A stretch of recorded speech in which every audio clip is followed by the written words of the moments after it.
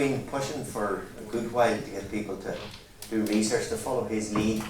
He did so well in Townland that he wants others to pursue the Townland research. So I decided to have a go at the Townland that I was born and reared in, Townland of Shaneglish. Now, the Shaneglish is from the Irish Shaneglish, the old church. Townland of 239 acres in County Armagh, situated in the civil parish of Ballymore and the historic barony of Orier-Lower. It's primate land attached to the See of Armagh. In other words, the bishop owns it. That's the bishop of the Church of Ireland, and in the possession of D. Lewis Esquire, who relets it in farms of from 4 to 32 acres. Rent ranging from 20 shillings to 24 shillings. Now in red here you'll notice a couple of features. It's very hilly and well supplied with roads. It says here, this is from the Ordnance Survey Memoirs in the early to mid 19th century, 1800s, that Ballyorgan Chapel was built in 1806 at a cost of 600 and it holds 800 persons. I defy anybody to get 800 into Ballyorgan Chapel. If you get them into the graveyard you do well. The houses throughout the parish are for the most part mud. So clearly a place of considerable poverty at this stage in the 19th century. Firstly, a word of warning. There are two Shaneglishes. Our own, and this one, as you see, it's just spelled slightly different here with an A instead of an E that we use. And the other one is on the red mark on the map there, and it's between Ennis and Gort, near the border of County Galway with County Clare. And just a quick word on something interesting about that particular Shaneglish, not ours. Some of you may recognise this. It's a very iconic. Yeah? It's known as Lunch in the Sky. And it's an iron girder. This is the Rockefeller Centre in Manhattan Island in New York. And 2 of the 11 men sitting on that iron girder were from Shaneglish in Galway. And on a close examination, it's a fascinating photograph because the 2 at the extreme left there, one's lighting a cigarette of the other. And the guy on this side, if you notice, he's got a bottle in his hand. I would have thought it's not a good spot to be drinking whiskey. Give him a read. Anyway, that's enough of that Shaneglish. Back to our own. Those 2 men, their names were Sonny Glynn and Matty O'Shaughnessy. So our own Shaneglish then is this one here. Starting down here in Acton, there's Loch Shark. The road running from this junction up to that junction forms the eastern boundary. Then along the north, I thought for years that the road, what we call the Goats Bridge Road, this road here, formed the western boundary of Shaneglish. But in actual fact, it goes one field further over this side. And then this is the stream meandering all along the bottom here. So it has an area of just over 1/3 of a square mile, 139 acres. Within County Armagh, it's the 516th largest townland. And it's bordered as follows. So it's got Acton to the southeast. This is Balnagray to the south. Lisraw to the south. All up the west is Calerna. Along the north is Mullaglass. And northeast here is Monclone, just coming into that point. And then down the east hand side is Drummondardle. Now, the question immediately arises, if this is the old church, where was the old church? And I'm afraid I can't give you an answer to that one. There is no record on any old map of where the church was. But there was a tradition, a strong oral tradition is what you say when you've absolutely not a single scrap of evidence. There's a strong oral tradition that the church was where Davy Weir used to live, along Ivan Williamson's Lane. And that's just beside, there's a gentleman now called Stuart Dawes, who lives in the house opposite it. So that's where we think the church was. But there are 5 clues in the Irish language about early Christianity in the area. Obviously the old church itself. And the old church was on the original site. Later on, we would call it these days Ballyorgan Church. And that's on down, heading towards Clare, just down from Ballyorgan Chapel where it now is. which is of course in the Townland in Mulliglass. This is all very complicated, isn't it? Ballyargan Chapel is not Ballyargan at all, it's in Mulliglass. But it kept its name because it was previously in Ballyargan. Corona Townland comes from the Irish Car Argana, which is the round top hill of the Irenachs. Now the Irenachs were not church people, they weren't priests or monks or anything like that. But they functioned as stewards, collecting the rents and tithes. So this revenue went to the rector and the vicar of each parish, the bishop, and this is the ancient Christian church, and the Irenach himself, who spent some on the maintenance of the church buildings. And by pure coincidence, I don't think there is a connection, but there was a wee shop at Ballyargan Chapel. It's pretty much overgrown with ivy these days, you can just about pick out the building. And that was always known as McInerney's shop. And do you remember it, Sean? Yeah. You remember it being open and functioning as a shop? Yeah. When you were in school? Yep. Yeah, there you go. So that was McInerney's shop, and that's the exact same word, McInerney, the son of the Irenach, or the land steward. Then Drum and Argyll, Drim and Yarrigal. This word Ergal, we know it from the mountain in Donegal, Ergal Mountain. So an Ergal was a place of quiet reflection or prayer. Like there's so many references in the scripture to people going into the desert or going to the top of a mountain for quiet prayer and reflection. That's what an Argyll was. So that's where Drum and Argyll gets its name. Ballyargan was the townland of the plunder. Now this may be a wee bit of a long shot, but my best guess is that this might have been a Viking raid. We know that the Vikings were in the habit of coming up the east coast of Ireland. They would have come in Carlingford Lough, and they would have gone as far as the ride a horse in a day and plundered the monasteries, which were rich in pickings, gold chalices and various things which they would have plundered and brought back. So perhaps that is evidence of an early Christian site having been raided. This is one of Frank's favourites, Gahafran Lat. It was a mass pad, on the way. So Gahafran is the Irish word for mass, off to mass, or to mass with you. But if you take just one letter out, the A, it becomes Gahafran Lat. And maybe some people would prefer that version, which is to hell with you, if that's where you were going. So this is information which I have kindly borrowed from Frank. He did a survey of all the local townlands, starting from an descending order from Auchincarran, the biggest one there, and you can see the size of them. So Shaneglish is, by comparison, one of the smaller townlands, 239 acres, but as you can see, Acton village is the smallest of all, followed by Glasdrumman. So maybe you can see your own townland there and get that one for later. Now the borders of the townland, so we're starting here with a photograph. You'll recognise that, I think, will you? Do you know where we're at there? So this is Edward Kennedy's house through the trees. Okay? And at this spot here, 4 townlands converge. We've Balnagrey going up the Connery Lane, and that's where the old Connery well used to be, just up in here. Then this is Shaneglish, so this little bit poking down into the corner here where Edward is the tip of Shaneglish. This one here is Drum and Argyll, the most southerly point of it to this side. Many of you will remember the late Sam Liggett and the matron used to live here. This was owned more latterly by John, recently deceased as well. And of course this is Acton Townland at the bottom of the Kiln Bray, just down the hill from Sean Monaghan's own house. So that's the road, and if we follow that up, that's it there, going from there to the next junction, and that takes us up to Goodlet Artists. I'm going to call it Goodlet's because Goodlet lives there now. I think Goodlet Artists might have the distinction between himself and Deirdre, and I'd give Deirdre most of the credit for it, of bringing the greatest population increase of one family into the townland of Shaneglish. Because as you know, Goodlet had 7 girls and then 3 boys, a fine family of 10 children. So this Goodlet here is formerly Bob Williamson, although we never called him Bob, we always called him Bab. He was Bab to us all his life. And prior to that, it belonged to the Bell family. So there was a time when this was known as Bell's Bridge.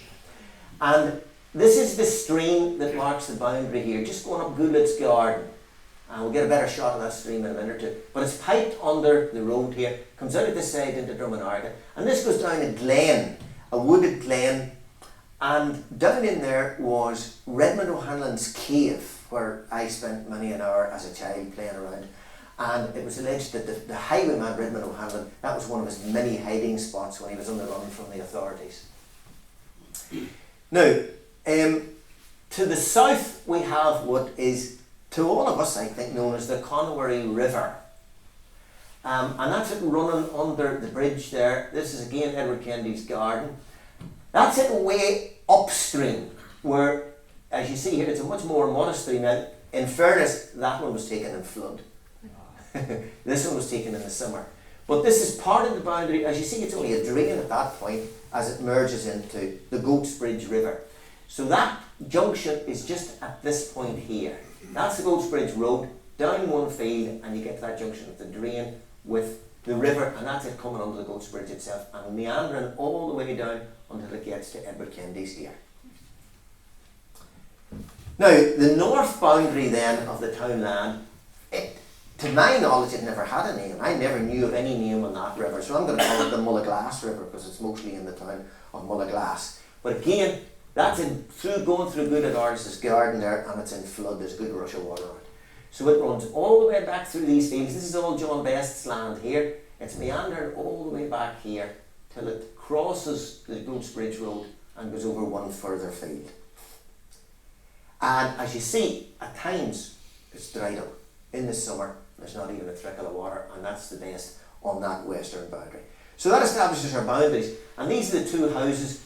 If you can imagine, Joe Purdy's just over the brae here, heading towards Ballyargan Chapel. This is a new bungalow, and that man had the misfortune to be just inches outside the townland of Shaneglish, because he's in Mullaglass, just no more. The drain runs along the front of his house, and that is the boundary running along that hedge there inside. At the other side then, if heading towards the Goat Bridge, this gentleman here is called Stuart Best. No relative, Barbara? No. Yeah. So Stuart here and his wife and their 4 girls live in this house, and just down the road from them is where the boundary crosses the road again. So hopefully that gives you a sense of the boundaries of the townland. Small townland, roughly a square knock sideways. So what have we got? The geographical and historical features. We've forts, quarries, footstick, cart tracks, wells, marshes, rivers and right-of-ways. So we'll start with the forts. It has the luxury of having 3 forts marked on the older maps. Sadly, there's absolutely no trace of 2 of them. 2 of them have vanished completely. And it's no wonder that the historical monuments people are as active nowadays as they are, because they're protecting the last of our forts, so many of which have been levelled into fields. So I'm going to call them the East Fort, the Middle Fort and the West Fort. The East Fort is just behind the house that we grew up in here, so this would be our yard here, and up behind the outhouses there was a circle there. We'll get a better look at it later on. Then that's it as it is today, the aerial shot, and you can just see this little arc of trees, and there's a bank there still. But the original fort would have gone right across into that field and out round and along the bottom of the barn and back around to make the full circle. The middle fort should have been here somewhere, and there's, as you see, there's not a trace of it today. This ring of trees is a bit misleading. It looks like the remnants of an old fort, but that's just Davy Weir's garden. So the old fort is marked on the map somewhere here, and as I say, not a trace of it. And the third and final fort was over in this area. It's shown on the map. So this is George Bradford and former Davy Whitten, and it would have been in the field opposite there. So it had the luxury of 3 forts, but as we said, only 1 inhabitants, or part thereof. Now the quarries were well conveniently placed up the western boundary, one here beside the road and one at the top beside the road, and that's where that new bungalow is, just on the boundary of Mullaglass and Shaneglish. It refers to all those mud huts. Clearly the quarry is providing stone for better quality dwellings at a later point. Now the footstick, that's nothing more than a plank over the wee river. So that's the Conway River, and a footstick is just a plank. But any of you that have ever passed just the town hall in Newry there, as you're driving up to the traffic lights, there's a sign on the bridge that says Mother Murphy's Bridge. because the first bridge on record over the Clanroy at that point was also a very humble bridge. It was just a plank. So it's interesting that that was marked in the early maps. There's a Conowary well, and we'll defer to Sean for this one. Sean, which got the name first, the well or the river? Conowary. What's your memory of that? I would say the river. That was always my feeling. We always talked about the Conowary River, Yeah. but it's always the well that gets marked on the maps. Anyway, we'll use it for both.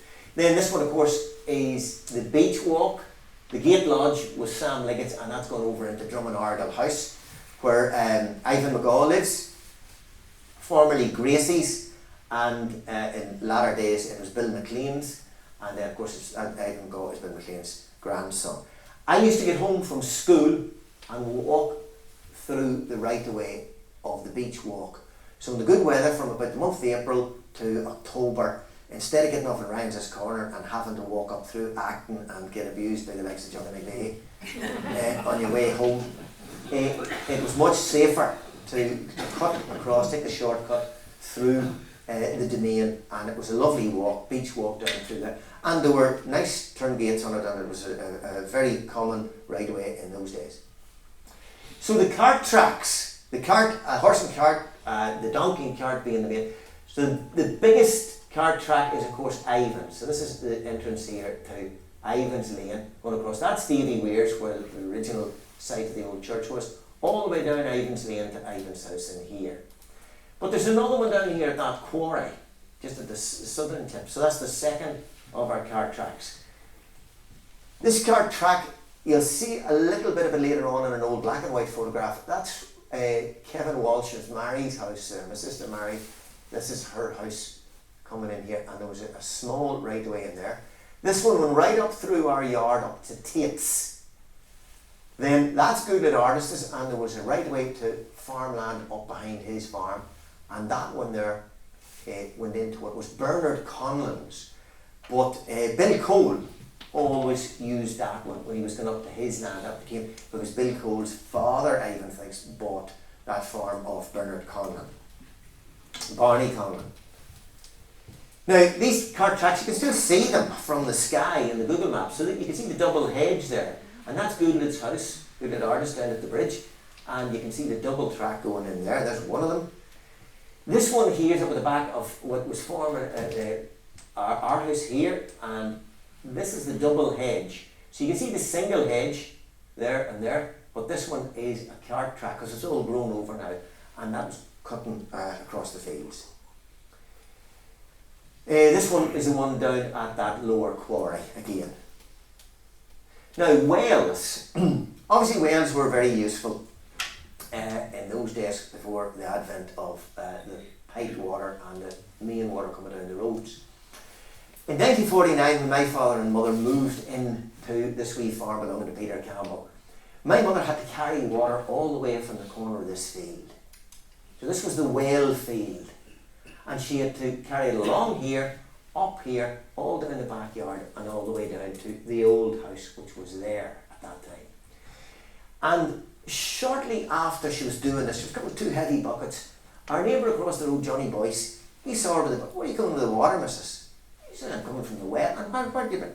"I had to bring them to these." "Ah, nonsense, woman," he says. "Come across to our well." So he was feeling in a great humour and very generous that day, and he said, "We have a well over here. You should just come across the road and fill all the water you want." My mother was delighted with this. This was a great offer, saving her a lot of labour, a lot of time. And she did this for a few days, but one day she went over and the gate was tied and locked. I don't know what had happened, but relationships had gone a bit chilly, and Johnny decided we would get no more water. So we had to then go and decide to get our own well. So if you look here, just that little square there, yeah, that's behind Francie Murphy's house now, that little square. And there's a good story about the sinking of that well. Pat Lynch came with the hazel rods and he divined it, and he told them, dig there. If you dig there, you'll get water. So they started, and they went down 10 foot, 20 foot, 30 foot. No sign of water. They would begin to lose faith and doubt in Pat, and eventually at 40 foot they struck a fantastic spring, and it filled right up to 20 foot. So there's 20 foot to the surface of the water, and then there's a depth of 20 foot in that spring. But shortly after the well was sunk, a wee pup, we had dogs running around the farm at the time, and a wee pup fell into the well. And my mother heard it yelping, and she was very, very distressed. And she said, Joe Monaghan, Sean's father, was up at our house at the time, and she said, Joe, you put me in a bucket and let me down the rope into that well and we'll rescue that. Joe said, if all the dogs in the country are going to drown, Mrs. You're not going into any well. And she was actually pregnant at the time. That may have been you, Angela. I don't know who it was. So, make a long story short, she wasn't allowed to go down to the well, and eventually some youngster came and put the youngster in the bucket and rescued the pup. So it all ended very well. But that well is there to this day, and lovely spring water in it. Field names. Not much in evidence that many. We always talked about the well field for obvious reasons, and Tate's top field was the uppermost field in our farm, but say the family that owned that land originally were the Tates. These are two of Ivan's fields, the long field and the rock that he refers to those as, and I'm quite sure further research would yield further names of different fields in Townland. The right-of-ways are very closely connected to the cart tracks. So again, it's Ivan's right-of-way all the way down the lane to here, but it connects with our right-of-way coming in here, all the way up through Tate's, and it comes across to here, across these fields to connect into. So the two right-of-ways join up there. And then the other one that Bill Cole always used to walk was this one here up to Barney Conless, and he would come round a circle, and on a fine summer's evening Bill would come walking down the wee lane at the back of our house. He was after doing the full circuit of the right-of-ways. Now, the quality of the land in Shaneglish. You always think of Paddy Kavanagh's poem, My Black Hills, Shankiduff, my black hills have never seen the sun rising. Eternally they look north towards Armagh. So it was bad land, poor land, north facing. And in the Ordnance Survey memoirs on Lisraw, sorry about this, Ivan, now, it was a bit of your land, Lisraw, is there? Yeah. It contains 3 acres of spent bog, the soil's bad and of a cold nature, not capable of bearing wheat, so it says of Lisraw. And similarly in Ballyargan, soil of a cold sandy nature and won't bear wheat. No such mention is made of the soil quality in Ballyargan and Shaneglish. So we're forced to, we know it's southeast facing and it's well drained, so presumably it would have been good land for wheat growth. Back to Frank again for this information. Frank gave me all population data from every census, starting 1841 all the way along, and I added a few in myself at the end. But you can see straight away at a glance, 175 was the population of the Townland of Shaneglish in 1841, and how it plummets to 120, and we all know why that was. That was the famine in Ireland, the Great Famine in the 1845 to 8 period. It carries on in a steep descent. Obviously, once somebody gets established in America, their relatives come out to them, and the immigration pattern continues, and on the way down for employment and so on and so forth. And it reaches rock bottom in 1881. There's a little recovery, 1891, and then it's all the way down again. But I'm very happy to report that recently the population in the Townland of Shaneglish is well on the mend. It's going right back up there again. Now, as regards the people, the residents, the very first list of names, we know that there's formerly O'Hanlon territory, but the very first list of names of tenants anywhere in Shaneglish is from Charles Points's The Muster Book. So these are all farmers by day and soldiers by night, if you like, to protect the planters from the possibility of invasion of the native Irish. Okay? And an examination of that list of names throws up 3 that occur later on. The name Smith, the name Thompson, and there are your ancestors there, Ivan, Roger Williamson. They're there from 1630. And I think Ivan holds the distinction of the one continuous unbroken name from then till modern times. There has always been a Williamson in Shaneglish. So there you are. The very first freeholder we mentioned was this man here, William Carruthers, and that was in the 1813 to 20 Register of Freeholders. But the first really valuable source we have for the names of people who lived in the townland of Shaneglish is the Ballimore Tithe Book, and it was done 1828 to 1830.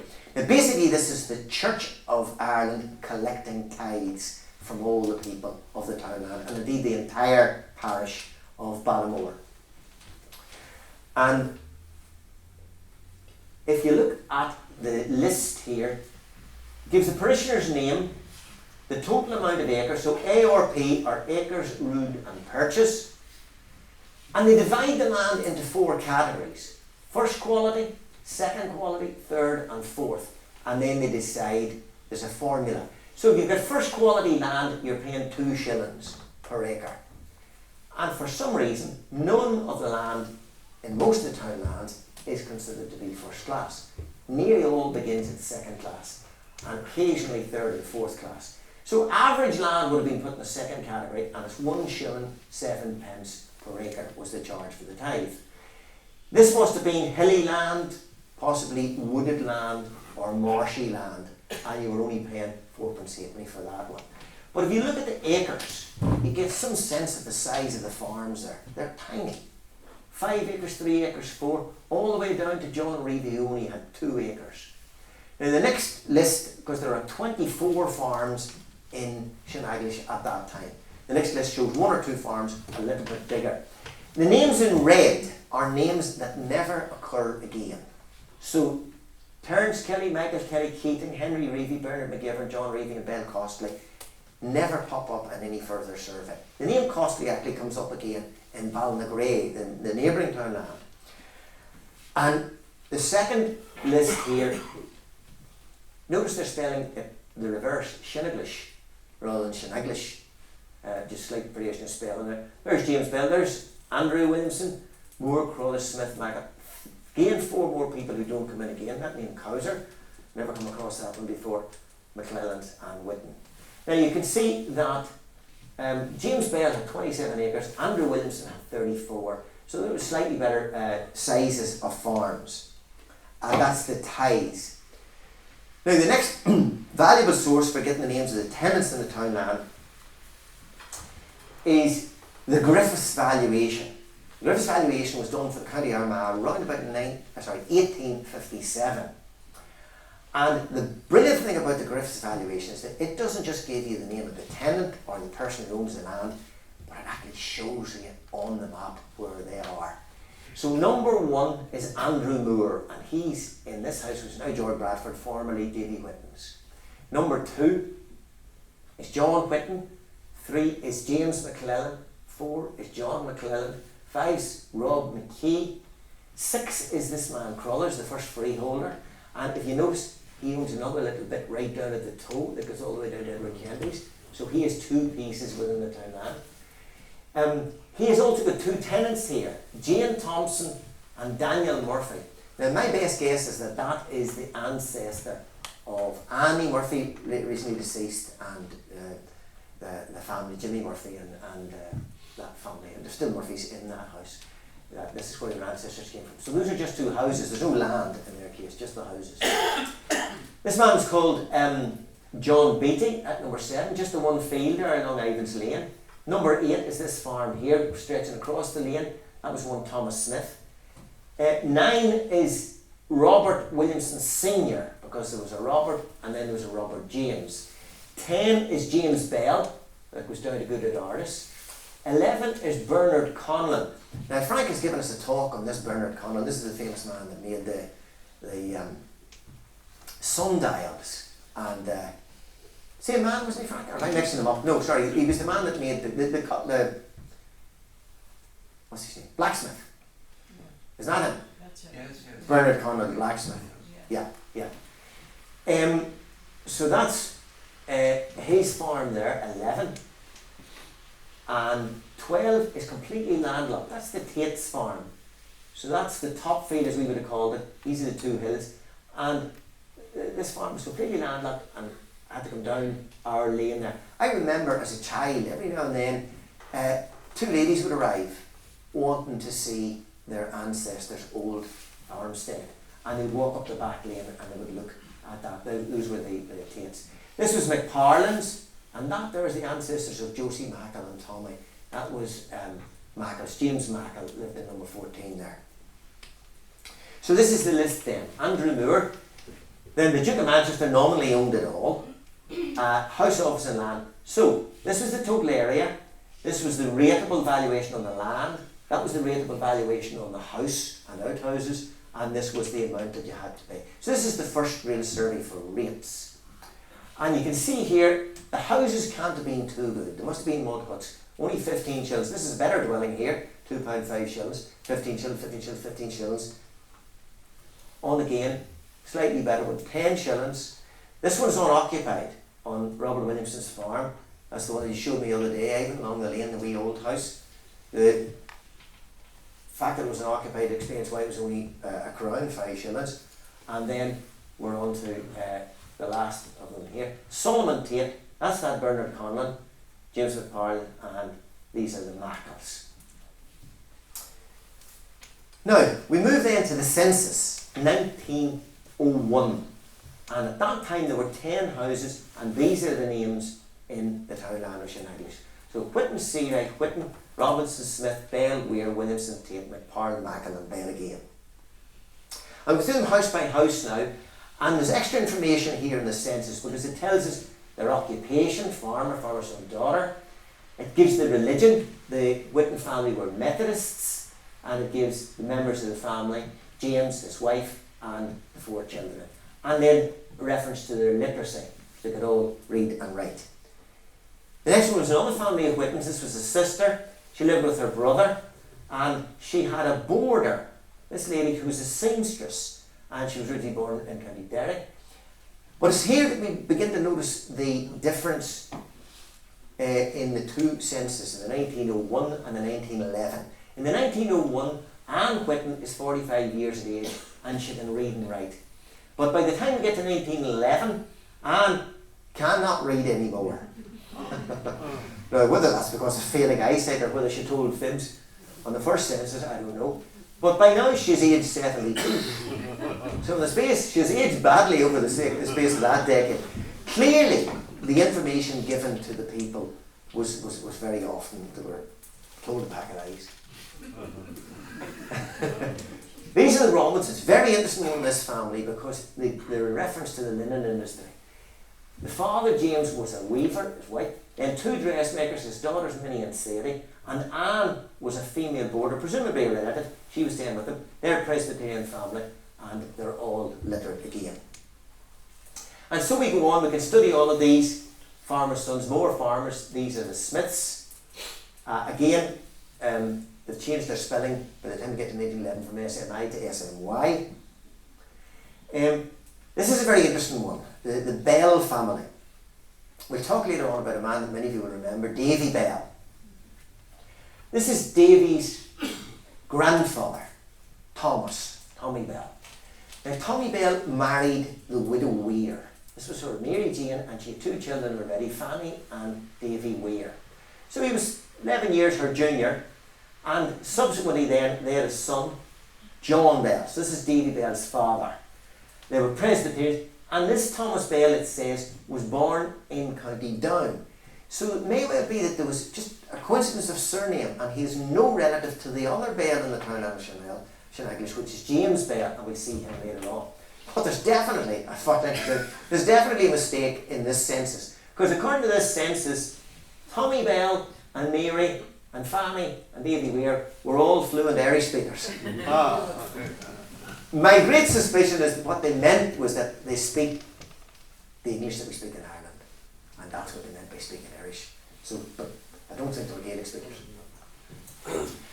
This is Ivan's family. So this is Robert Senior, Robert Junior. That's your grandfather there, Robert James, Ivan. All the way down through. Scholars again, all read and write, and as I say, that family is the distinction of the continuous family in Shaneglish. These are the Tates, Patrick and Eliza, with their daughter Margaret. Clearly a son has emigrated to Scotland, and he has sent home his daughter Lizzie to stay with the old grandparents. and Lizzie Tate at 7 years of age is staying there with them. And they're all literate. Note that Margaret is a sewer, so she's also involved in the linen industry. The McParlins here, this family later on made their money in America, discovered uranium, Annie McParlin and Joe, and were very successful business people. You're nodding heads down here, did you know them? Yeah, you knew of them, yeah. I was actually at school, the fellow sitting beside me at school was also Annie McParlin from the same family. So it was John and his sister who lived here. They're not literate, cannot read or write, nor can their neighbour Thomas Mackle. And that's the last, so the 1901 census is the last mention of a Mackle in the townland of Shaneglish. After that, the wee house is lying empty. So we're on now to the last family, which is Matilda Bell. She was the widow of James Bell, we'll find out a wee bit more about him later on, and the son and daughter Margaret. And now we're down to one house less, 10 years later. Tommy Mackle's house is unoccupied. So we're down to 9 houses now. No need to go through this again, we can flick through these. Nothing much has changed. Still, the Williamsons carry on farming. Archibald Smith has inherited his father's house. He now describes himself as Episcopalian. He thought this was a nicer name for a Church of Ireland. And Bells again. Note the mistake here, Thomas Bell and Mary, but Davy is his stepson, not his son. So whoever took that census didn't quite get the information accurate there. These are the 2 Robinsons, formerly 6 of them. There's only 2 left now, the father and the daughter. And by now, Anne Whitten is living alone. So her cousin Selina Adair comes to live with her, and Selina is a little bit younger. And while Anne can't read the newspaper, Selina can read the newspaper to her out loud. Mary Ann Whitten, Andrew Jane and Isabella. This lady here was a servant girl, and she's interesting because she was previously with a lady McGuinness, who would find her will after a wee while. And she then she moved to the Whittens and became their servant girl. So Lizzie Tate's living on her own now, and a different grandchild is keeping her company, and Anne McCourt. Now notice spelled Court, McCourt. We would also call Frank McCourt. And that indeed is a relative of Frank. So the Tates were related to Frank, the late Frank McCourt that you remember that lived down below here. And Jane McParlin and Robert and Margaret Bell. Now that's us out of census, and we're into the last sources now, and this is the Ballyargan School Book. So interestingly here we have these 2 names, Evelyn Lockhart and Ruth Bryans. This is 1925. They're both in the townland of Shaneglish. Don't know exactly where they live, but the actual bit of information here is the occupation of the father. So Evelyn Lockhart's father was an ex-soldier, and she formerly gone to school in Tandragee. Ruth Bryan's father was a mill worker. This is an interesting one here, Bridget Daly. That's Bernie's aunt, gone to school, and Angela, you should recognise that one there. That's Annie Kennedy, that's Thomas's aunt. Okay, who started school in 1924, Molinara. This lady here, Lizzie Small, started Ballyargan in 1924. She came from bar school over here. So for 1 year she would have been at school with my mother, because my mother was going to bar school. Started in 1923. More information from the school books. Mary Williamson, that's May, Ivan, that was your Aunt May, or Joe Walker, that's her there, was at Ballyargan school at that time. And Evelyn Brown in the townland of Shaneglish. And that's Nora Grant, that's Bob Grant's sister. Nora, that's school there. Now the occupations, obviously mostly going to be farmers, but housekeepers, and there's a wee bit of the linen industry there, the seamstress, linen weaver, dressmaker, sewer. But there were also boarders, grandchildren, cousin, servant girl, and at least 1, if not 2, blacksmiths in the townland. So the religious divide was, in 1901, 13, it's a dead heat between the Presbyterians and the Church of Ireland, 13 each, 6 Methodists and 7 RCs. This is all about the type of farming that was done. I'm not going to go into this in much detail. Suffice it to say that the big event in the year, I think, was the thrashing. When all the neighbours gathered round and there was far more help than was needed, and half of them were keeping the other half from working. But there was all that work. And my father's great expression of his was, such and such a man when he died, he said, he wrought hard all his days. He didn't work, he wrought. It's a great expression of his. And we were talking, when I remember Ivan's the other day, he was sitting on his ass in a digger with his headphones on listening to music, and I said, there's no working farming now. And he was cleaning out a house using the digger. But this old character here, he was known as Mucko. His right name was Tommy Campbell, but he got the job of going around the local farmers cleaning out calf sheds that were piled up this high with dung from bedding and winter fodder. And poor old Tommy would come early in the morning, and he was as strong as a bull. He had been in the army, fought in the Second World War, and he had a great military stride about him. And he would have had all that would take a man a whole day or maybe two. Tommy would have had it all out by dinner time, got a few pound and went hell to the pass, and it was not in his pocket come night. That was poor Tommy. Mucko, as we call him, is right with Tommy Campbell, but of course the Campbells, the old Campbells up there, they gave everybody a nickname and they called him Mucko, and nobody knew him as anything wrong with Mucko. Now, the expression where there's a will, there's a way, but there's another one, is where there's a will, there's relatives. They'll come out of the woodwork all over the place when there's a bit of money or a few acres. So, when you do the search in the Public Records Office, there are 13 names come up altogether. This is them here. Those 10 and a further 3. And I just picked a couple of sample wills, just to give you a bit of a flavour for the sort of information you get in these. So this is James Bell. This is the last will and testament of me, James Bell of Shaneglish, in the County of Armagh, the 10th of September, the year of our Lord 1899. I hereby revoke all wills by me and all that usual stuff.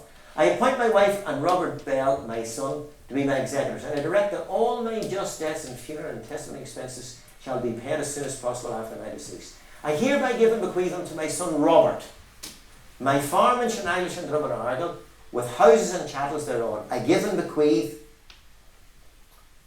my son Robert my 3 houses of property at present tenanted by Samuel McClory, Mary Doyle and Thomas Quinn, situated in Scarborough Street, Banbridge. So here was a man of means. Not only had he his farm, but he had 3 houses invested in Banbridge, County Down. I give and bequeath my daughter Margaret £100, fair sum of money at the time, at present lodged in the Belfast Bank Company Townland, and I give and bequeath that my son Robert pay an annuity of £14 sterling to my daughter Margaret. The said sum of £14 to be payable off the house property in Banbridge. So he was leaving his son very comfortable, and equally his daughter. And the said annuity to cease being paid at her marriage, I give and bequeath to my daughter Mary Eliza, now Mrs. Orr Williamson. So that created a link for me that I didn't know, that Bells were married into the Williamson family. And that's why later on this farm came into the possession of the Williamson family. So the sum of £20 to be paid in 2 instalments. Testator signature James Bell, and so on it goes, and these are his witnesses at the bottom. So this is the Reverend Gordon at the Manse Points Pass, and Robert Adair Mulligan County Armagh. Now, considering how wealthy that man was and how well he left his family, the next piece that I read in the wills came as an awful shock. This is Robert Bell, his son, who had inherited those houses and all that land, and he dies in 1929, exactly 30 years later. The deceased, who had been confined to his bed for a long time, resided with his sister Margaret, and was practically helpless so far as working the farm was concerned. And both being a little odd, would have known about the place, with the result that the land has been lying derelict for several years, and the remains of the hay, which was cut 3 years ago, is still scattered about the field, and the poor unfortunate animals were starved. As to one of the cows above mentioned, it's questionable if she will get better, as she has to be assisted up and held up to enable her to get a drink, and the other one is practically as bad. The proposed administrator, however, has placed a nephew and one of the next of kin in charge of the cattle to see if he can keep them alive. The farming implements were those in existence 40 years ago. So that's a sad state of affairs. This is their assessment. One cow's worth £1.10, the other's worth a £5. Calf, furniture's worth a £5, not a copper in the house. Cash in the house is 0, and the implements are worth £2, £19. And yet, another letter tells us from Faulkner Small of Drumcrow House, Marlin, in the County of Armagh, Auctioneer Vale, do hereby certify that I know the 3 houses in Scarborough Street in the town of Banbridge, the property of the above deceased, which were held in the Lord Down share for the residue of the term of 500 years, subject to the yearly rent of £6. And in my opinion, having regard to the state of the property, the utmost saleable value thereof would be £336. And yet they were living and dying in poverty, which was such tragedy. Sorry about the faded, this is hard to read, this one, but I can give you a little bit about it anyway. This is Margaret Bell Shaneglish, and the old people that died in debt. So this was debt that they'd run up, and it was paid off after the farm was sold. Alexander Bell, this was an older brother in Bangor, and he'd lent cash. Andrew Crummy in Banbridge, also cash lent. Dr. Alexander Crummy, Tandragee, medical attendants. Now here we are. Promised you this one earlier, didn't I? E. Griffiths, Points Pass, was owed money for seeds, as were the Allen brothers at Points Pass. Scarves Stores were owed money for grocery goods and coal, and Whitesides in Tandragee. And James Taggart of Auchlish Hills in Scarva was grocery and goods. So there was some bills had to be settled. And this is an interesting one. The funeral burial expenses were £20, and that covered the hearse, the coffin, and the shroud, 20 quid. So that was a sad tale of two old people that just couldn't look after themselves. This is Alice McGill. Just going to mention a few things about her. I will race to this. She's from Townland, Ballymacarady Moor, but her executors of her will are William Henry Mallers of Mulliglass, Edward Whitton of Shaneglish, Robert Emerson of Tandragee, and so on. So she talks about her farm of land, including what's known as Johnson's, to be immediately sold after my death, or whenever the executors think the best time for selling, together with all the chapel's goods and furniture, save what's otherwise hereafter disposed of.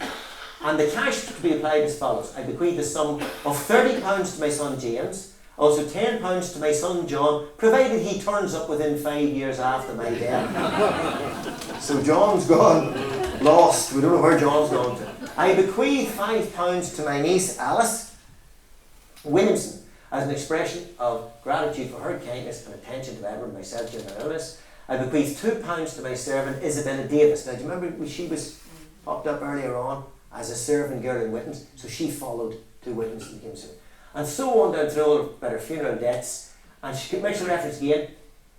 I further bequeath to my said granddaughter my feather bed, my bedstead and bedding.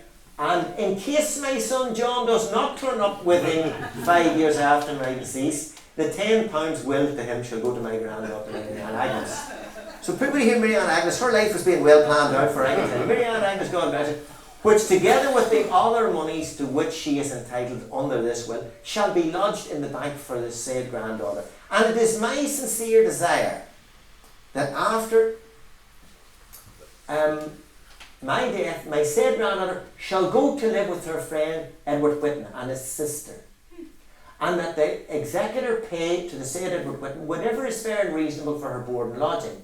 And it is my further fervent desire that my granddaughter shall be kept regularly at school until she receive an education becoming her state in life, and that she be made to attend most regularly the Sabbath school and place of worship, and above all that she be carefully married in the fear and love of God.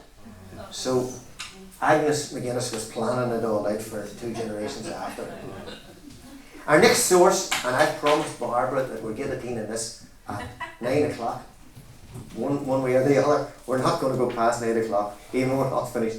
These are just cuttings from the newspaper.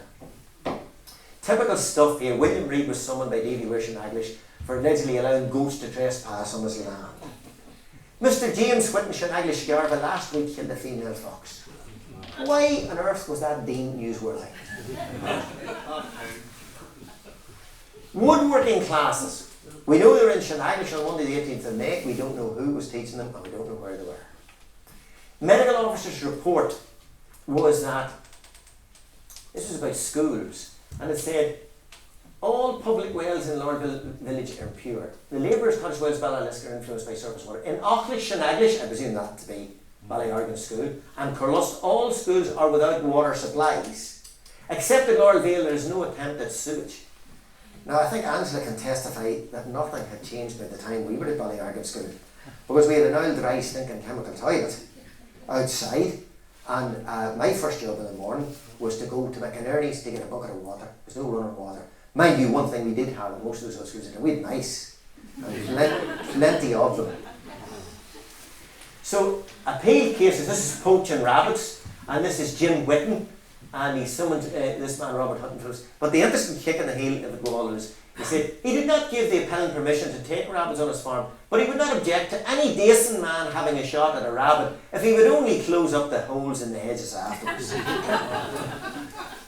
So this one is very interesting because it tells us when Archibald Smith sold up and left.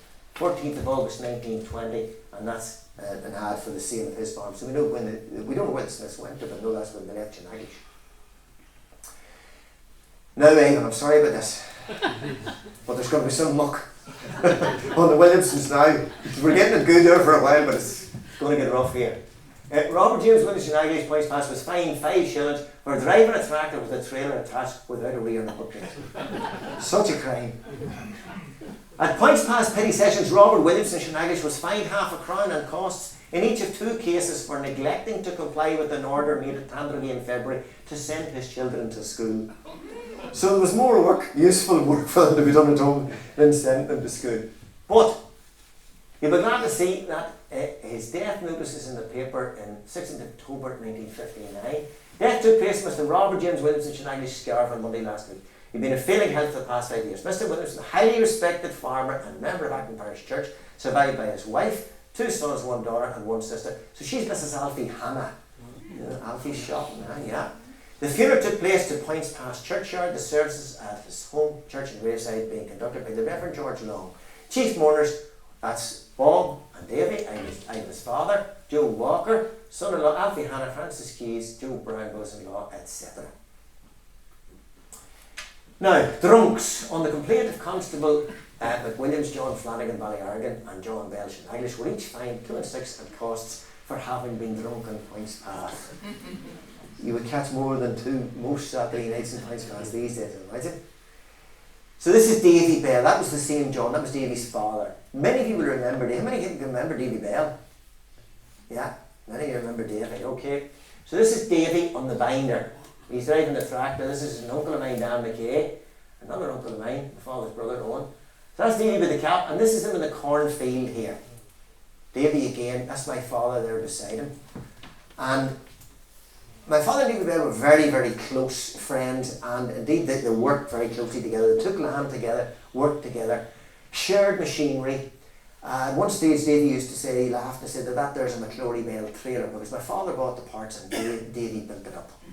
So the Bells were straddling the border between Shaneglish and Mullaglass Townland. Notable natives. So that was Bernard Conlon, the shoemaker. The McPardons we mentioned, Edward Whitten. Now that Edward Whitten was, as we say, the Whittens in Cash and Kerry. Mosey Cole. Frank McCourt used to talk to me about Mosey Cole. Now they've been a relation of Lou Cole and John and Jimmy Cole and Norman, that family. Edie married to John Liggett. And he carried the post. And then this man, John Beatty, I think this was probably the most famous son to come out of the Townland of Shaneglish. So here we are, Barbara.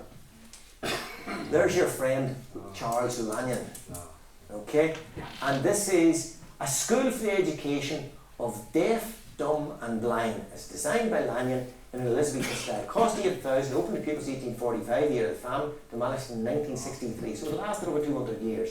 The site's currently occupied by the Medical Biology Centre in Queen's Belfast. But the death of Mr. John Beatty took place Thursday, Queen Street, Londonderry, with Mr. John Beatty, former principal of the Ulster Institution for the Education of the Deaf and Dumb and Blind. So there's a man that made it from the humble origins of Shaneglish to being the principal of this school. Mr. Beatty, aged 85, is the elder son of the late Mr. John Beatty, Shaneglish, County Armagh. And there's all to talk about him here. All his life he devoted to the teaching of the deaf. He built up a successful system for the education of those who are afflicted. For a brief period he taught in Manchester, back to Belfast 1882. He was appointed principal of the Ulster Institution in 1900, awarded the Braidwood Gold Medal of the National College of the Deaf for the best paper on the teaching of language during the first, second and third years of the deaf child's school life. He resigned in 1922. Under the terms the Board of Governors paid him the following tribute. For nearly 23 years, Mr. Beattie acted as principal, and throughout that long period, he dedicated his outstanding gifts to the education, efficiency, happiness, and welfare of this greatly afflicted class. Now, I'm just going to finish up then with following the inhabitants, the chain succession of inhabitants, through one house in the Townland, and the only house that I knew about was our own house. So this is Shaneglish. This is the Saturday the 10th of December at 3 o'clock. Peter Campbell is selling his 3 farms. So that was McClory, Tate's and Mackles. And on the previous Thursday, my father cycled down on the 8th of December, looked at the farm, met Pat Lynch, walked around it, liked it, and came back on the Saturday and bought it. So starting off with the earliest, we don't know who O'Hanlon's tenants were, but the first mention of anybody in that house was James McClory, followed by John and Jane, and that's Jane on her own. Maybe that's when the blacksmith Andy came in there. Jimmy Stewart, you know Mrs. Seamus McGill down at the corner of the village here? Teresa. So Teresa was Teresa Stewart. Teresa's brother, Jimmy, was an apprentice for Andy McClory. He told me that one Sunday afternoon as he was driving along the road. He said, he stopped at our house and he pointed up, you see that wee shed? He says, I was an apprentice blacksmith in there. In 1949, when Peter Campbell still owned the house, it was the tenants were Minnie O'Hanlon and her father Paddy. Many of you will remember Minnie. She was my godmother. Johnny, remember her? Yeah? From Acton. And whenever we moved down there in 1949, Minnie moved down to the village of Acton. So my mother and father were there from the 10th, 1949, into December. And because my father first came to Townland on the 8th of December 1959, that's when they moved into the new bungalow. So that's the chain of succession. And this is a house as it is an old black and white photograph. If you've got good eyesight, you might just pick out a little figure stand at the gable of the house there. Can you see that? That's Minnie O'Hanlon. Because whenever that photograph was taken, they said that they remembered the low-flying plane going over that day, and Minnie ran out to see it because a plane in the sky in those days was a bit of an event, and the snap, and that was Minnie at the corner of the house.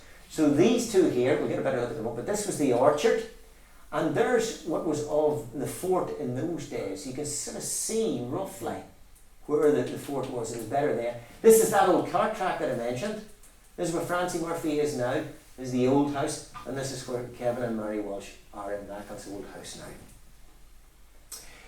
Courtesy of local artist Una Waters.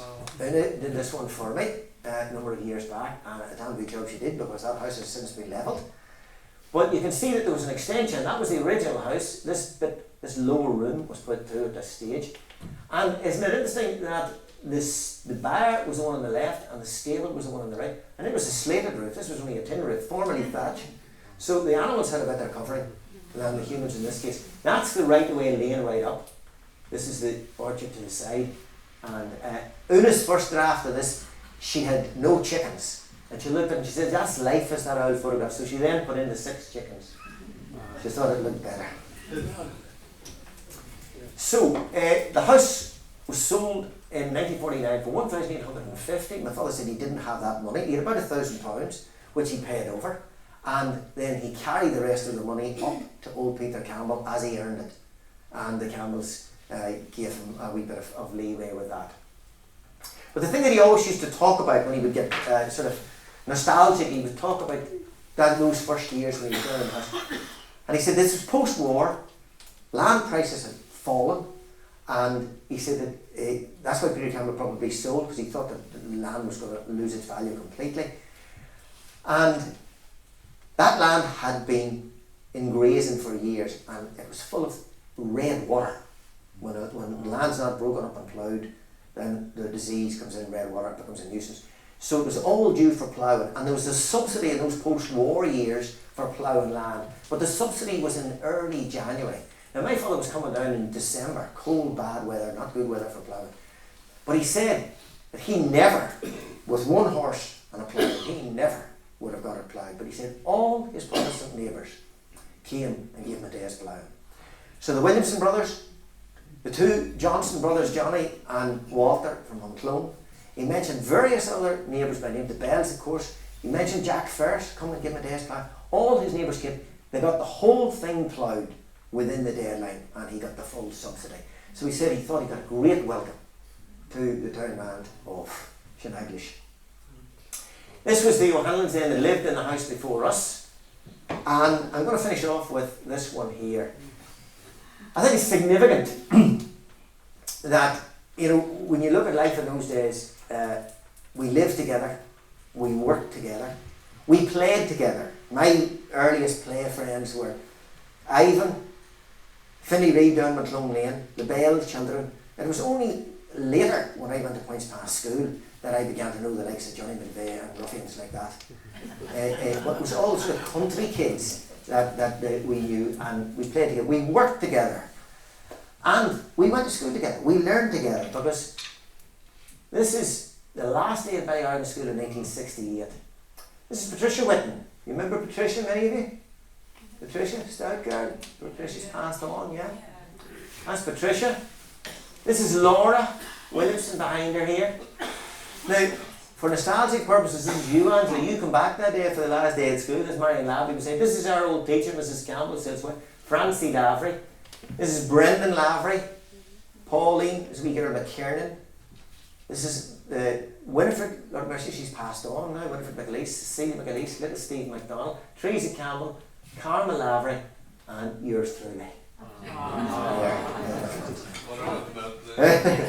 So we did all things, and there's no doubt about it. It has left me since a strong advocate of integrated education.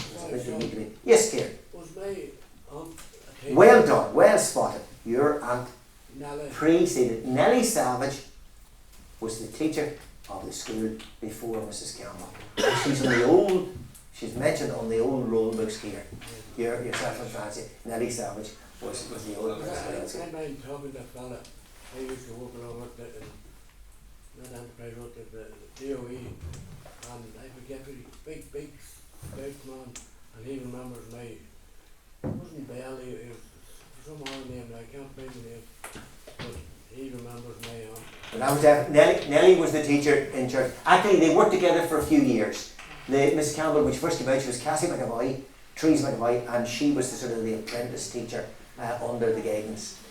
Barbara, I'm sorry, I've overrun 5 minutes. But there you are. Hopefully you know a wee bit more about Shaneglish than when we started.